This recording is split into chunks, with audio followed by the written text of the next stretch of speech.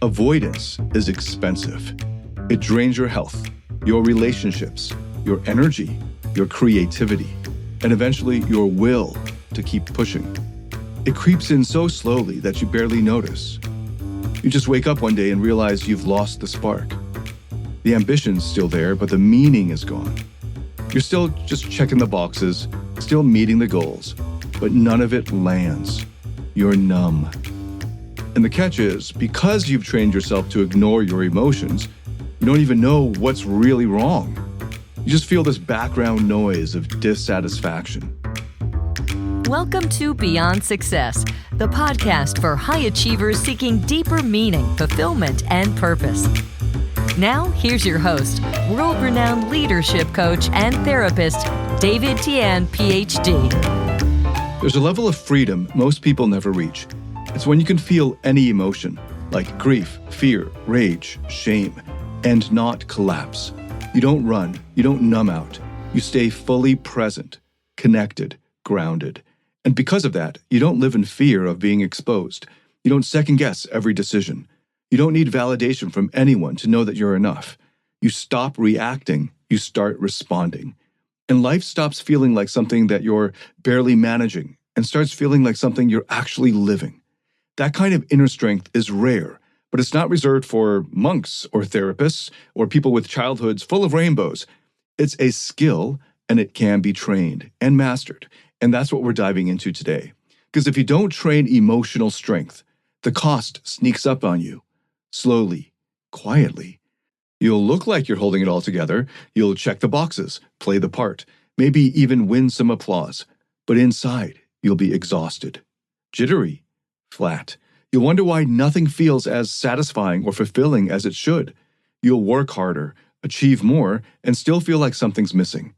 Relationships will start to feel like landmines, or worse, like work. You'll be successful but disconnected, respected but alone, busy but bored.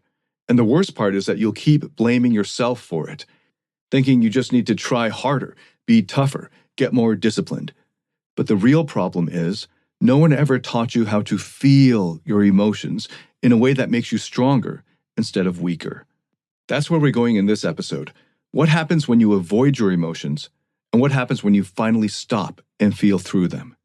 I'm David Tian. For almost the past 2 decades, I've been helping hundreds of thousands of people from over 87 countries find fulfillment, success, and meaning in their personal and professional lives.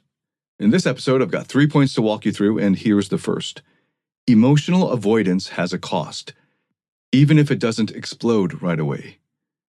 Most high achievers don't think of themselves as emotionally avoidant. They think of themselves as focused or calm under pressure. But a lot of the time, that calm is faked. It's not real confidence. It's more like shutdown. And yeah, maybe you're not crying in meetings or snapping at your team. Maybe you're keeping a cool head on the outside. But inside, your body's still responding. Your nervous system is working overtime to hold the lid down. That tension doesn't just vanish, it gets stored. And the science backs this up. Researchers like Robert Levinson and James Gross at Stanford University found that people who suppress their emotions, who try to control what they're feeling without expressing it, actually show higher levels of stress.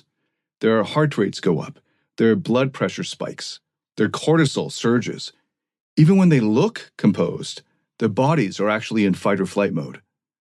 Now stretch that out over months, or years, or decades. That chronic internal pressure is what scientists call allostatic load. It's the cumulative wear and tear on your body from carrying too much stress for too long. A 2018 meta-analysis published in Health Psychology Journal showed that emotional suppression directly increases this load, leading to everything from fatigue and insomnia to inflammation, digestive issues, cardiovascular problems, and a lot more. So yeah, you might look like you're in control from the outside, but what's happening under the hood is that you're eroding your own system, physically, mentally, and emotionally. And it doesn't just hit your health, it hits your performance too. Studies in neuroscience have shown that emotional suppression disrupts the brain's default mode network. This is the part of your brain that governs introspection, creativity, and self-reflection. When you're emotionally shut down, you can't access your full range. You lose clarity. You stop thinking deeply. You operate like a high-end machine that's stuck in first gear. You might still be productive, but it's robotic and feels empty. The joy gets sucked out of the work. You stop caring. You stop being creative. You stop thinking outside the box. You stop seeing the bigger picture. You get through the day, but you don't feel anything. You tell yourself you're being efficient, but what you're really doing is just surviving. I had a client a while back who was a partner at a big law firm. And when we started working together, he said, "I've hacked the system. I can compartmentalize anything." And yeah, it made him effective at work, ruthless even. But when we dug deeper, he hadn't slept more than 4 hours a night in months. He was constantly sick. He had no close friends. The girlfriend that he was dating had broken up with him because she said she'd never felt him emotionally present. That's the cost. Avoidance is expensive. It drains your health, your relationships, your energy, your creativity, and eventually your will to keep pushing. It creeps in so slowly that you barely notice. You just wake up one day and realize you've lost the spark. The ambition's still there, but the meaning is gone. You're still just checking the boxes, still meeting the goals, but none of it lands. You're numb. And the catch is, because you've trained yourself to ignore your emotions, you don't even know what's really wrong. You just feel this background noise of dissatisfaction. Maybe you try harder. Maybe you reach for another hit of validation. But it doesn't help, not for long. And it won't until you stop pretending emotional pain can be managed by working more or thinking harder. Avoidance is seductive because it looks like control, but it's not. It's self-abandonment. It's high-functioning survival mode. And eventually, it breaks you down. You don't have to be in a breakdown to be on the edge of burnout. And if you're waking up already tired, if your body's always tense, if your wins feel flat and your relationships feel shallow, this might very well be why. You've been holding down your emotional life like it's a threat instead of learning how to work with it. But here's the good news. Your emotions aren't trying to destroy you. They're trying to wake you up. What looks like anxiety or anger or sadness on the surface is usually your system begging you to pay attention to something important, something real, something you've been avoiding for years. And once you stop running, once you actually learn how to face those emotions without judgment, without shame, that's when everything starts to change. That's when the energy you've been using to suppress your feelings gets freed up. And that's when you start to feel whole again. But that takes training. It doesn't come from reading another book or telling yourself to just stay calm. It comes from learning how to feel, regulate, and process your emotions like a mature, wise adult, not like a robot or a machine. And that's what emotional strength really is. Okay, on to the second point. What you avoid doesn't just go away. It leaks out somewhere. You might think you've got your emotions under control. Maybe you've convinced yourself you're past it, whatever it is. The fight you had with your dad 10 years ago, or that breakup that left a crater in your chest, the betrayal you never fully processed. Maybe you filed it all away in a mental folder labeled done. But your body has a different filing system. Your body doesn't forget. The research backs this up. The latest studies on interoception, that's your body's ability to feel and interpret its own internal signals. These studies show that when you suppress emotions, your nervous system doesn't just drop it, it stores it. And that storage shows up physically, like a tight jaw, or stiff neck, or gut issues, digestive problems, chest pressure that you've normalized as stress or just being tired. One of the leading researchers in this space, Hugo Critchley from the University of Oxford, showed how unresolved emotional tension manifests in the body as everything from migraines to irritable bowel syndrome to autoimmune flares. Your body becomes the outlet for what your mind refuses to deal with. And it's not just your physical body. It leaks into how you show up in relationships. Even if you're not outwardly yelling or crying, Those emotions don't just stay buried, they sneak out in your tone of voice, in your facial expressions, in how you cut people off mid-sentence without realizing it, or how you suddenly feel irritated over the smallest thing and can't figure out why. The Stanford psychologist James Gross, the same guy I mentioned earlier, did a study with Oliver John that showed people who chronically suppress their emotions actually experience less empathy. When you numb your own emotions, you lose sensitivity to other people's emotions too, which means connection becomes harder, compassion becomes harder. Even just enjoying being around other human beings becomes harder. This is why your emotional control can actually push people away. They might not know what's wrong with you, but they feel it. That subtle wall you put up, the performance, the distance.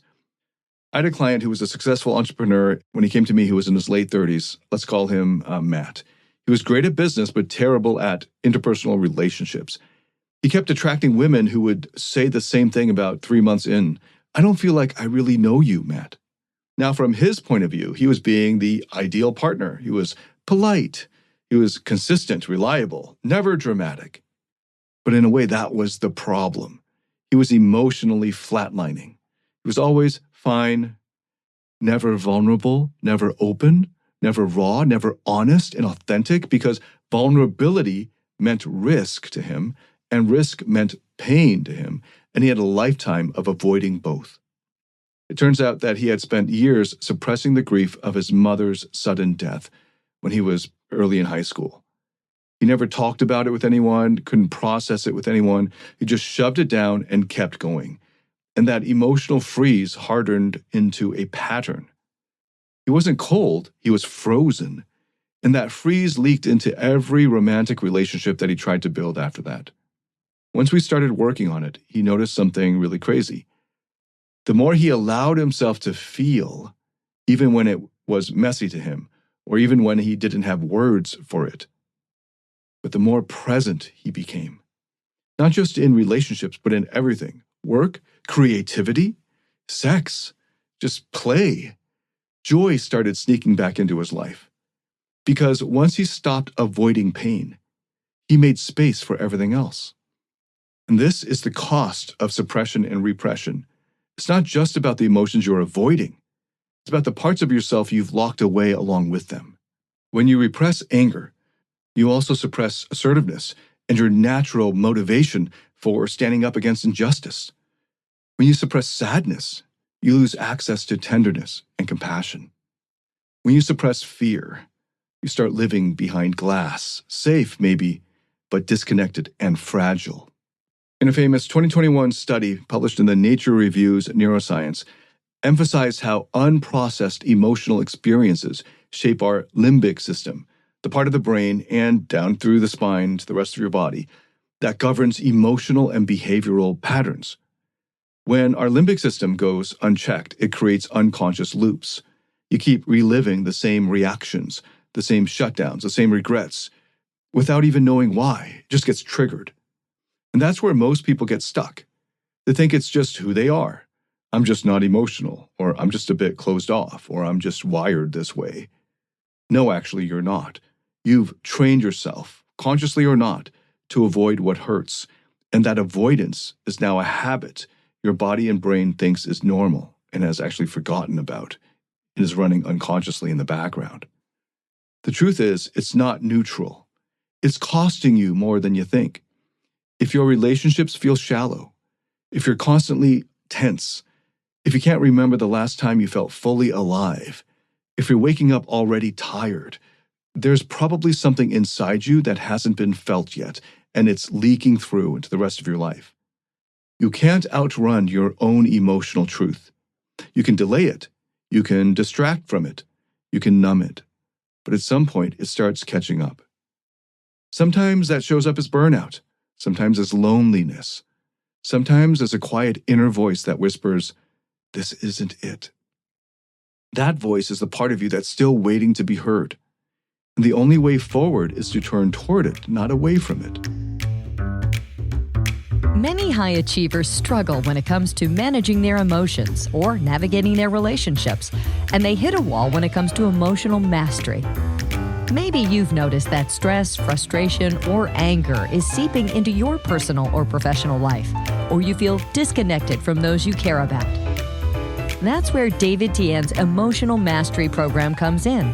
It's based on peer-reviewed, evidence-backed therapeutic methods to help you find happiness, love, and real fulfillment. Learn how to break free from the emotional roller coaster and start thriving in every area of your life. You can find out more at davidtianphd.com/emotional mastery. That's DAVIDTIANPHD.com/emotional mastery. And now we move to the third and final point. You can't perform your way out of emotional disconnection. No matter how sharp you are, no matter how many books you've read or how many podcasts you've heard or how many goals you've crushed, if you're emotionally disconnected, none of it will land for you. You'll keep doing more, you'll keep chasing milestones, but the fulfillment you're seeking won't come. It can't, because performance doesn't heal what's missing. This is one of the hardest truths for high achievers to swallow, because they've built their entire identity on performing well, on solving problems, on doing things right. They've gotten used to proving their worth by outperforming everyone else around them. And for a while, it worked. You got the rewards, you got the respect, but then one day you hit all your goals and it still doesn't feel like enough. That emptiness is from disconnection. And no amount of external success can fill it. The research backs this up over and over. The longest-running study in human history, the Harvard Study of Adult Development, which tracked hundreds, already now thousands of people across 8 decades, found that the number one factor in long-term well-being isn't money, career success, or IQ. It's emotional connection, not just with others, but maybe even more importantly, with yourself. The people who lived the longest, were the happiest, and had the most meaningful lives, they weren't the ones with perfect resumes. They were the ones who cultivated deep relationships, who learned how to stay present with their emotions, who didn't need to perform to feel like they mattered. But most high performers miss this. They think connection comes later, after they hit that next target, and after they get just a little more free time, after they've proved themselves worthy. But the longer you ignore connection, the harder it is to find your way back to it. I had a client once who was a senior executive at a global consulting firm.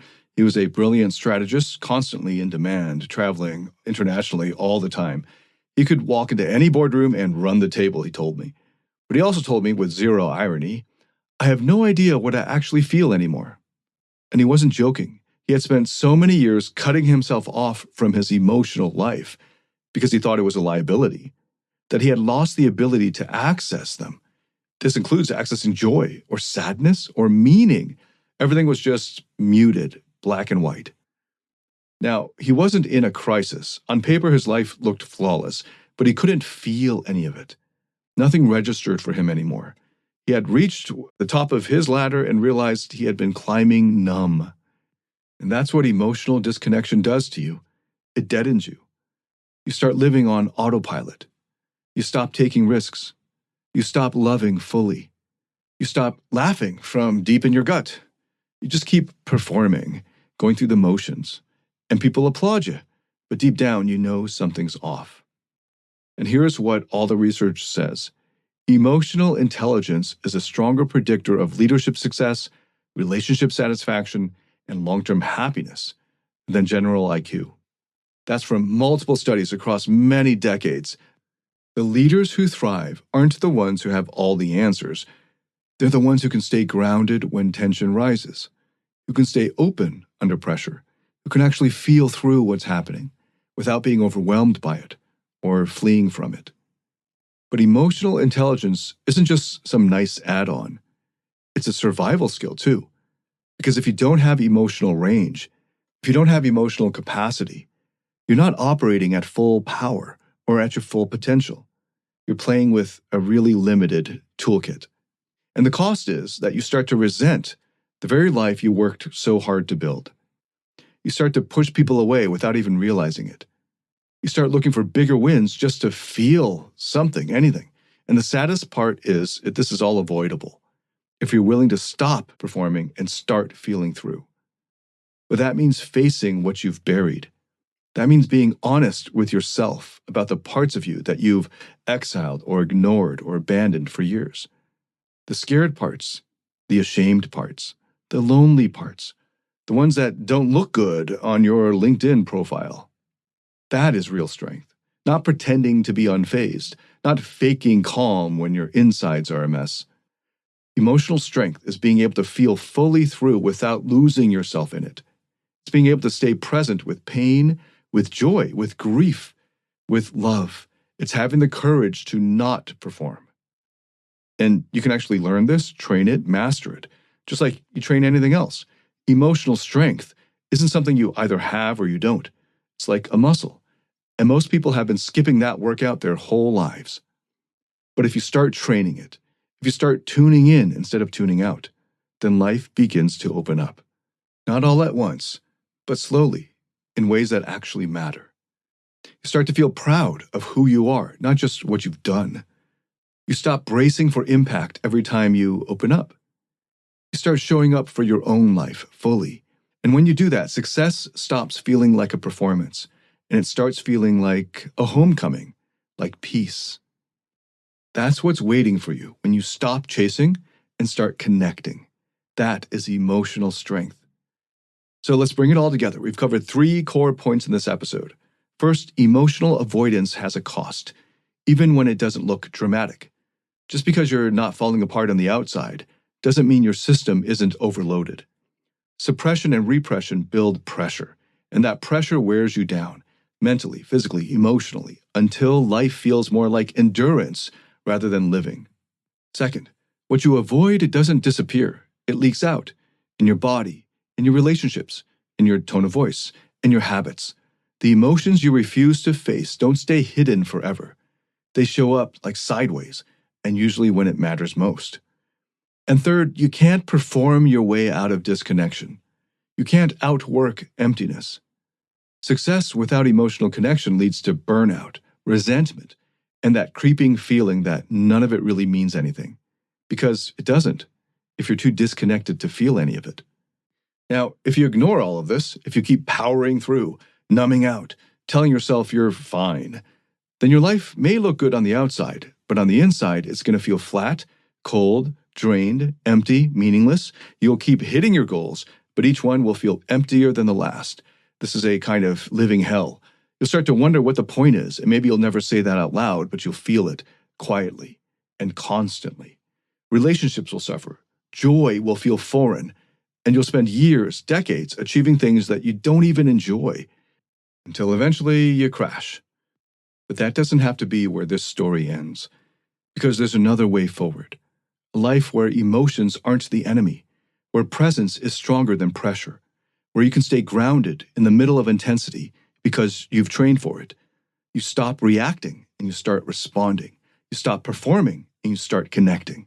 And you stop living on autopilot and start living with your full self online. And that's the life that opens up when you build emotional strength. And it's possible. You can start now. Thank you so much for listening. If you enjoyed this, if you liked it, hit a like or give it a good rating on whatever platform you're hearing this on. If this has helped you, please send it to anyone else that you think could benefit from it. If you have any feedback whatsoever, I'd love to get it. Leave a comment or send me a message. I'd love to get your feedback. Thank you again so much for listening. I look forward to welcoming you to the next episode. Until then, David Tien, signing out.